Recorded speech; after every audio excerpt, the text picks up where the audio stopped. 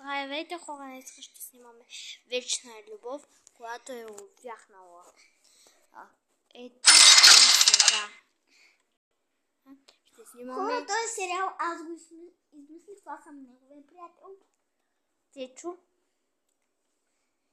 Не знам как ще го снимам. А ти знаеш, че аз вече почнах да снимам в TikTok сериал и аз просто пуснах моята първа серия. Добре, сега почвам и аз. Сега хора почваме. Вземем момичето да я крадем.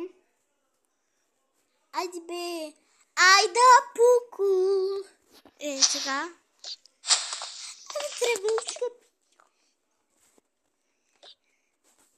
Почваме. 3, 2, 1. Скъпи, обичам те. Обичам те и тебе, Ивания. И тебе, Питкане.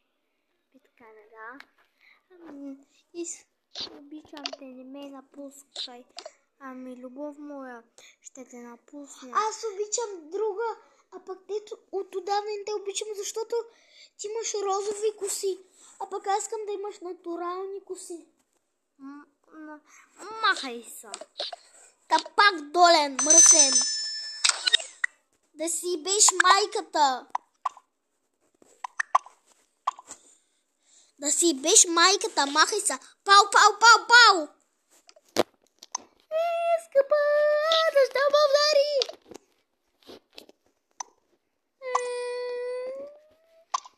Чао, не искам да те виждам повече. Простак долен.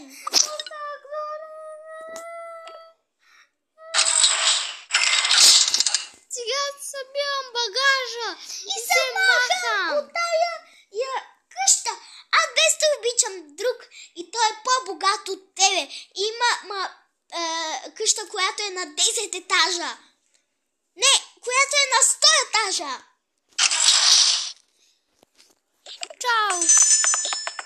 Goodbye. И така свърши тяхната вечна любов.